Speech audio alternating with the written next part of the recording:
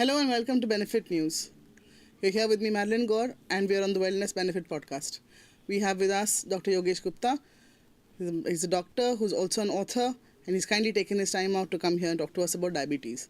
We're on episode 3, and I think first we'll go into a bit of a recap as to what we've talked about. So those who are joining us for the first time will get an idea of what we're about. And from there we'll take it forward. Yeah, does that make sense? Will be better. All right. So, Doctor, we started with what diabetes is, when we should go to a doctor to if we have symptoms. Can you run us through all of that again quickly? So in a simpler way, if somebody has joined just today only, then for them diabetes means there is a increase in blood sugar in your blood, and for that you get the reports done, and the reports can only confirm that you have diabetes. You may have symptoms of diabetes like weight loss, you may have increased appetite, increased urination, increased thirst, but that doesn't suggest that you have diabetes. You need to go to a doctor, get a checkup done through the blood reports. There are simple blood reports, very cheap blood reports available like HbA1c and random sugar and PPBS and FBS, fasting sugar and postprandial sugar. From that you will know that you have a diabetes. Once you know the diabetes, the first thing that you need to do is talk to the doctor about everything about diabetes. From the why the diabetes happens, whether it's a type 1 or type 2, whether you require diet, physical activity, drugs or anything else. And then after designing the whole plan, you can move forward with the diabetes with a regular follow-up. So that was one thing that we talked in the episode 1. In the episode 2, we talked about diet, where we discussed in complete what diet should be followed by a diabetic patient. We discussed about do's and don'ts for every category of the patient. We discussed about specific diets, which there are myths about. We discussed about the physical activity that time, and we took time to discuss about the type of drug that we can give in diabetes. So that was in nutshell that we did in episode 2, in 2 episodes. So doctor, we were talking about medicines when we closed last time, right? So you mentioned that there are multiple kinds of medicines depending on where they act. The first you said was those that don't let your sugar... So if I can recap that also. There are two forms of medicine that are available in diabetes. One is the oral tablets, and the second is the injection, that is insulin and the type of other injections. We talked last time about the oral tablets. The oral tablets I like to tell to my patients in a different way. The first thing is when we take our food by mouth, that food will go into in the stomach or intestine, and that food has complex carbohydrate. Yes. That will be converted to simple carbohydrate. There is a drug which will not allow that conversion from complex to simple, and that way the sugar cannot get into the blood. So that is a one type of medicine. Another medicine is that works on a hormone in the intestine, that is called incretin. Once the food enters into the intestine, there will be a hormone which will send signal to the beta cell from where insulin is secreted. That's in the pancreas, right? That's in the pancreas. Okay. कि भाई sugar आ गया है, अभी आपको manage करने के लिए insulin release करना होगा. So be ready to secrete the insulin. That is called incretin. When the incretin gets into the blood, there is an enzyme that blocks it. So there is a drug which blocks that enzyme so that the incretin can do its function well. That is called DPP4 inhibitors, which are called gliptins actually. Then from there the sugar will go into the blood. In the pancreas there are beta cells. Okay. In the beta cells, there are 2 doors over there, which we call receptors. One of the drug acts on one of the receptor, which is called sulfonylureas. Another drug is called glinides, which works on another receptor, and thereby they pinch the pancreas कि आपको insulin release करना है to manage the sugar. From there, the sugar will get attached to insulin. It will reach to the cell, from where the cell will take the sugar or glucose to form energy. There are 2 drugs which acts. One of them is pioglitazone, which actually knocks on the door of the cell कि भाई आ गया अभी sugar, दरवाजा खोल अंदर जाएगा. They are called glitazones type of medicine. Pioglitazone is available. Okay. And another is metformin, which actually tells to the cell कि आपको glucose लेना पड़ेगा energy के लिए. It's like a dictator. Okay. Right? And from there, the last drug is SGLT2 inhibitor, which is called actually gloflozin, which works on kidney actually. If all the mechanism fails, then the sugar has to pass from your body through kidney. So what this drug do is this makes kidney secrete more sugar out of your body. Okay. So that is typical of that drug. So these are the type of oral drugs that we discussed last time in nutshell. We were just getting into insulin, how it is given, when it is given. You also mentioned that a lot of maths is involved. Exactly. So I would assume that it's not just what kind of medicine, but dosage also is... Exactly. So anybody who thinks that if you're studying just PCM ki jagah just the biology or something doesn't count. Nah. So in the first episode, we discussed that diabetes is whole lot of mathematics. Trial and error methods are going on. There can be two patients with equal type of body build and everything. All the reports may be same. The things may be same. It may appear that both of them are like TVs. But in both of them, the mathematics will be different. Both of them may require different form of medicine, different dose of medicine, and maybe one of them may require insulin also. So it depends upon So the entirely whole. depends on how your body reacts to certain things. So that's the reason every patient needs to go to a doctor first. They And cannot learn this from Google. And they also don't have to be shy when asking questions. They have to. If they don't ask question, then I can tell you with surety, in future with diabetes, they are going to suffer a lot. The moment they start asking question, many of the confusions are out, many of the myths are out, and then they can manage the diabetes well. That equally applies to the drugs and insulin also. Because you were also talking about how people are swayed by social media and all that. Exactly. So like for instance, I recently received a reel where there's this guy who's testing glucose monitors and how various foods affect him. So he found that alcohol, especially beer, spikes it the most, and then of course it's going to also crash quicker. So then when he looks at it, it's like, but number utna bada nahi hai. So see, social media is full of people. Yeah, so this is just one example that we Exactly. have. So I think which is why it's that important and that much Necessary. Yeah, also that doctors need to take the time out to talk to their patients. Exactly. So diabetes, if I give my example, anywhere around the time, the first consultation lasts for almost 40 minutes. If the patient is ready to understand. The problem is also the other way around also. They need to understand the whole gamuts of things in diabetes. And that's the reason we are doing this program, whereby they should understand that diabetes is not a one episode job. Yes. It's more than 10 episode job where you can understand the whole diabetes, and then after also you need to meet the doctor. And it's an ongoing process. It's an ongoing process. Okay, coming back to insulin. Is there only one kind of insulin? No. Again, the mathematics applies. Okay. Insulin, you have to understand is there are two types of insulin, conventional insulin and analog insulin. Okay. What does that mean in a layman language? The insulin which is almost is like your body part. Our body has insulin, right? So the companies are trying to make insulin which completely looks like your insulin. So your the body is human tricked body into insulin. using it? Yes. Okay. So conventional and analog insulin. But the mota agar dekhen, तो there are 4 types of insulin depending on 3 or 4 things. First, कितने time में वो action चालू करता है. So what time it takes to start its action. Second is कितने time में वो अपने पीक एक्शन पे पहुंचता है, मतलब मैक्सिमम एक्शन पे पहुंचता है. By which you mean converting sugars? Converting sugar से ज़्यादा शुगर को ज्वाइन करके सेल तक ले जाने के लिए. So two where it's peak action is going on.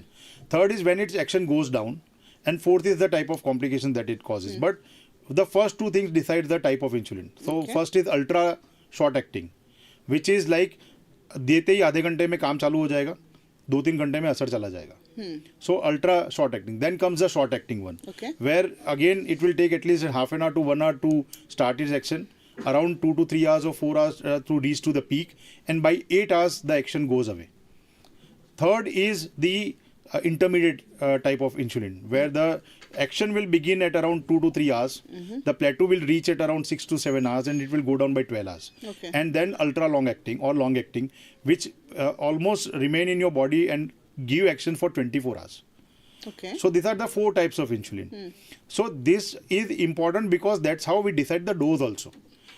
Ultra short acting insulin, which starts its work within half an hour and finish its work by 4 hours, you can't give it for once a day. It has to be given multiple times. Short acting insulin we give 3 times a day because 8 hours the journey is over.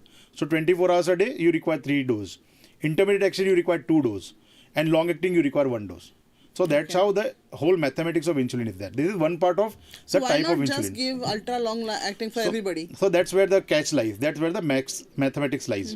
Depends upon the patient's lifestyle, depends upon the patient's sugar, depends upon the patient's HbA1c, depends upon the comorbidity that the patient has, and depends upon when we are starting the insulin. It's not a single way out. To give an example, like when a new patient comes to me, so let's do it the other way around.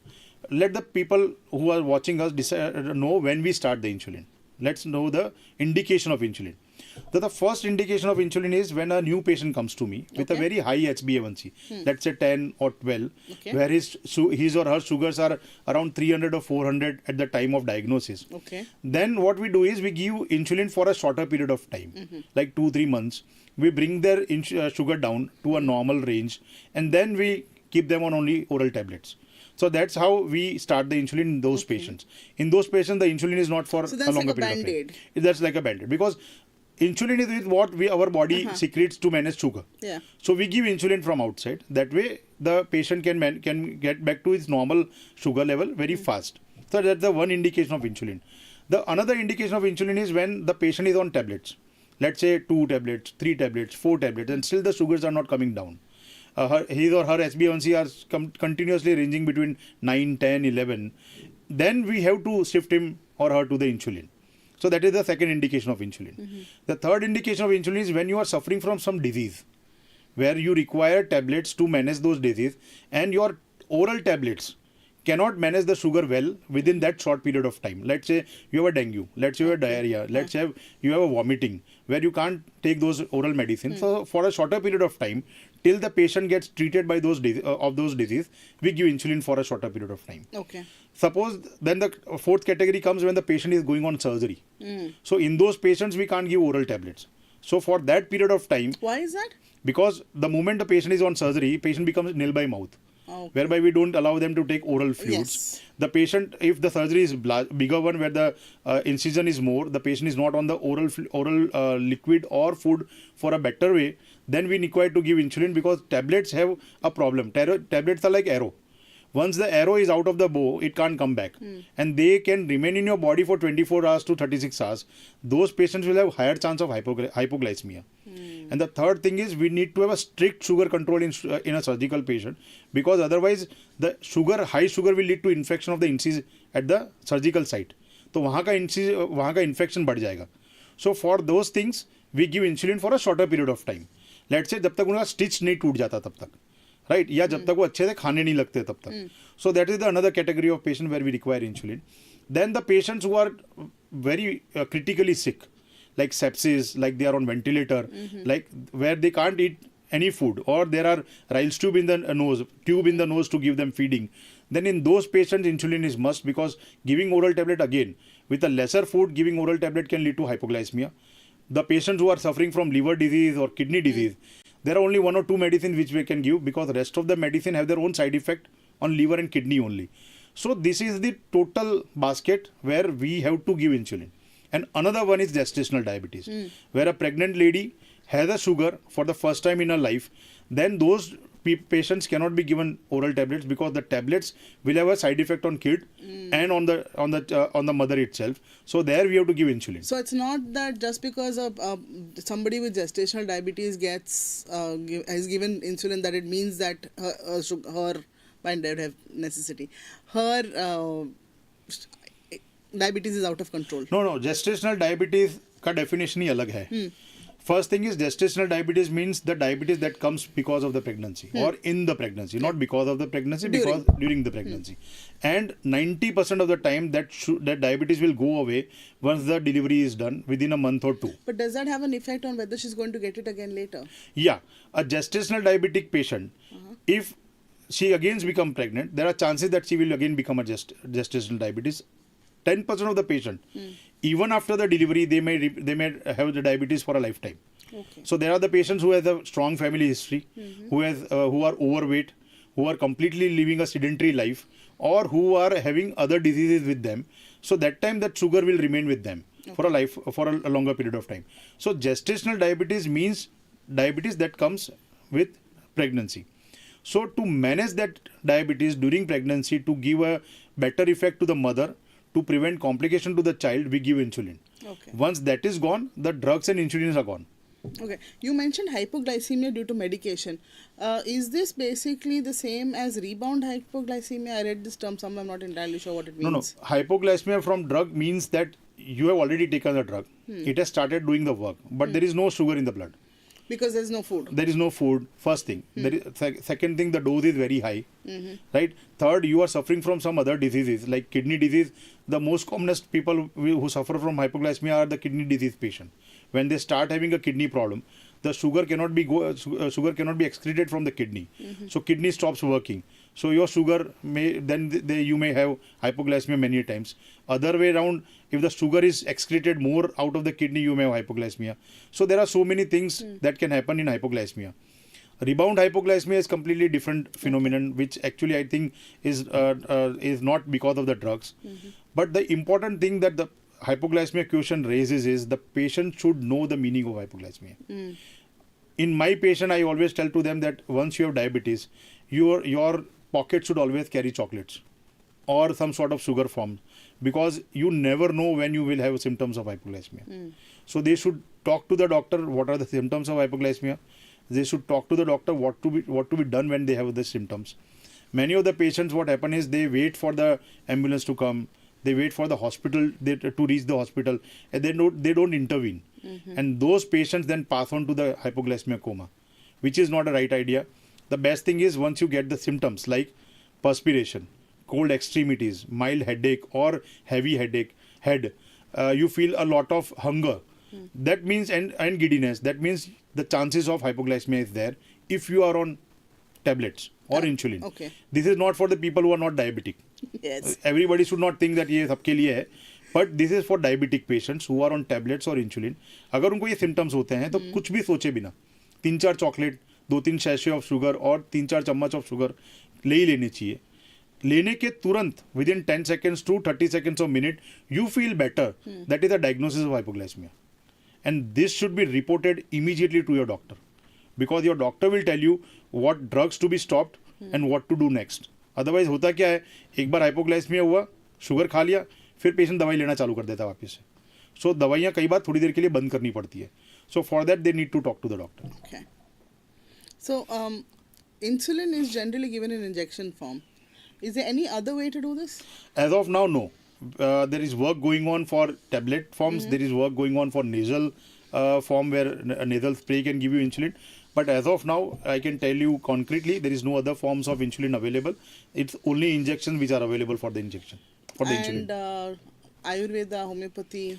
Alternate medicine, frankly speaking, I'm the wrong doctor to talk, but since In last your- 20 in years, your since experience. last 20 years, around 30 to 40% patients definitely try Ayurvedic medicines, one way or other. But the only advice that I give to them is, you need to go to a good Ayurveda doctor for that. Lot of Ayurveda drugs are available on OTC market. Lot of Ayurveda products are available on social media and Is there any regulation of these things? frankly speaking, as far as medicines are concerned, alternate medicine, there is a point blank law that is called Drug and Magic Remedy Act, where nobody can promote any form of drugs apart from allopathic drugs, which says that it can cure diabetes. So nobody can market it. But many a times, you know, Google how social media work. So patients, because उनको लगता है यार insulin इतना खाना पड़ रहा है, injection लेना पड़ रहा है, गोली खानी पड़ रही है, let's try this. So no harm doing that. But go to a proper doctor, let him decide what drug is good for you. The reason behind that is lot of drugs, alternate medicine, which are available on OTC market. We don't know about the standardization process that they follow. We don't know about the drug analysis that they do, because there are lot of heavy metals in them. The moment heavy metals are given to a patient in a drug form, slowly they will build up and cause kidney damage. Okay. So I am not against alternate medicine, but I am for the only thing that I tell to my patient, that they need to meet me to decide the drugs. They need to meet the Ayurveda or homeopathic doctor to decide what form of drugs they should take, because they are the right judge for that. So, when you said the fastest diagnosis for hypoglycemia is to eat some sweets, should somebody be testing their sugar in that moment? So if they have glucometer, if they have the time to do that, simultaneously they can do that. But the first thing is to treat. Okay. Because अब मान लीजिए आपके bedroom में आपको हुआ कुछ और आप ग्लूकोमीटर ढूंढने में 10 मिनट लगा रहे हो, तब तक वो डैमेज होने के चांस बढ़ जाते हैं. Let me point one more golden rule of diabetes. Hyperglycemia मतलब high sugar will lead to complication after 5-10 years. Okay. More frequently you have hypoglycemia, more deadly it is. So hypoglycemia are more bad, is more worse than hyperglycemia.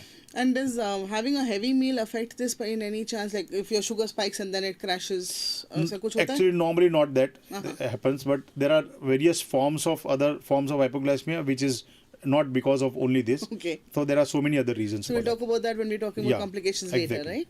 All right. So you mentioned injections being the only thing. So what about these insulin pumps? So again, we talked about insulin. Before insulin pump, we need to talk about some other injections also. There are other forms of injections also available. As I said, short-acting, ultra short-acting, intermediate and long-acting.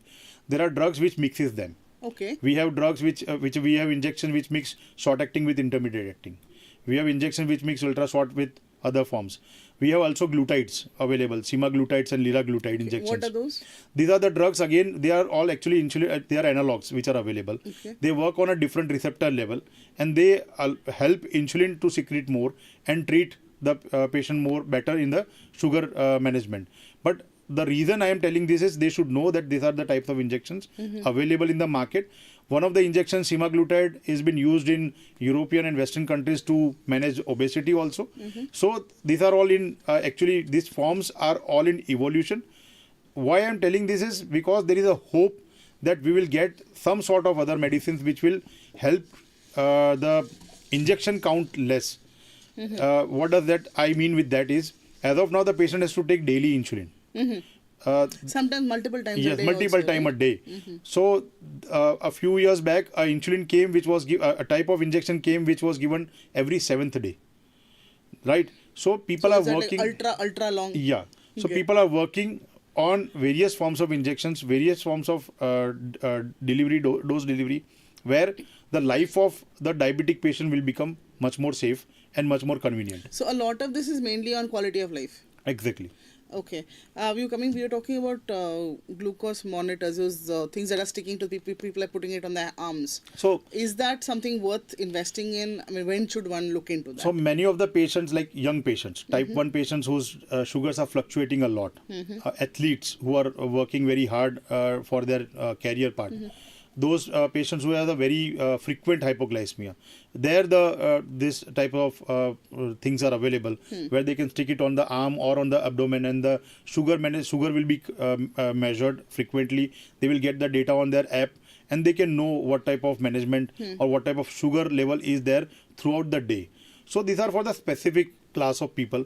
We can't allow this to be done on a larger population because it's costly.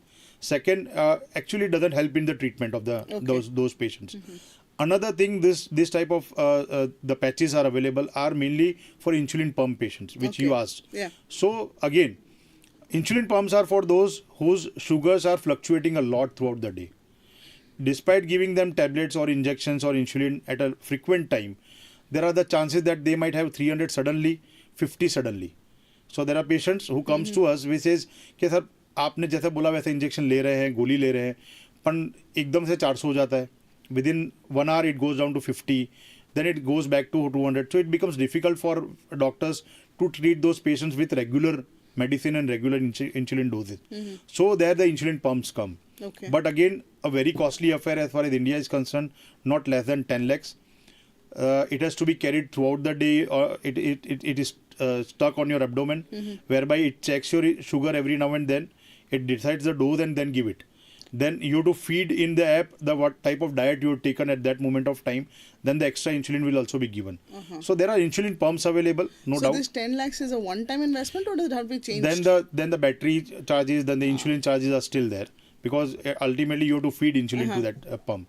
So it's a costly affair, but it is only for people who can afford. And second, even if they afford, Does the anybody indications really need it is what I want to know. the indications are very strict. Okay. That, as I said, complete haywire in sugar, where as a doctor we cannot decide the dose of that patient. Okay. So that has been a lot we've spoken about today. Thank you so much. Next week we'll look into the complications that arise from diabetes and diabetes mismanagement. Is that okay to say that? Just to brief our audience, next week we will start with diabetic nephropathy. Okay. So the most commonest complication that we see in diabetes, as I said in first episode, was kidney issue, heart issue, eyes, And that nerves. is, and brain and nerves. So next week we start with kidney, All right. because that is the one thing that we need to protect. Otherwise, we reach directly to a dialysis part. So the doctor who is going to come is going to talk about diabetic nephropathy. All right. So you heard that. And if you have any questions, leave it for us in the comments. Text us on the number we've given you on the screen or call in. We have all these options for you. Follow us on social media. Tune in for the next episode. Until then, I'm Marilyn Gore and this is Benefit News.